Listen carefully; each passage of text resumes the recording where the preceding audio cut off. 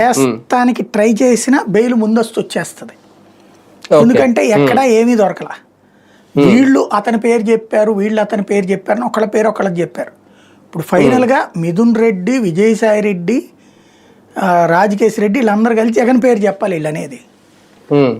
వాళ్ళు ఎవరు చెప్పట్లేదు కదా.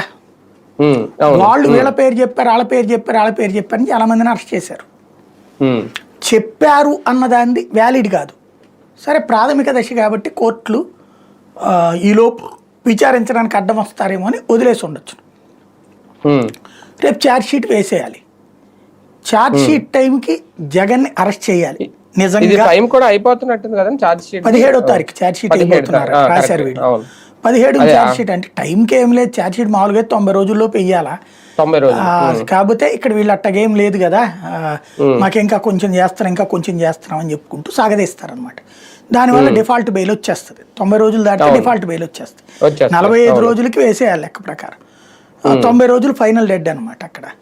ఆ తర్వాత జరిగితే కన్నా డిఫాల్ట్ బెయిల్ తీసేసుకోవచ్చు.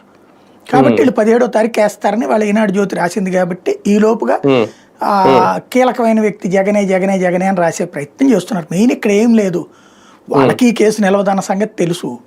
బేసిక్గా తాగుబోతుల్ని మానసికంగా సంతృప్తిపరచడం, కట్టర్ కార్యకర్తలను సంతృప్తిపరచడం, జగన్ టీంని తీసుకొచ్చి పిఆర్ఓల్ని ఓఎస్డీని లోపల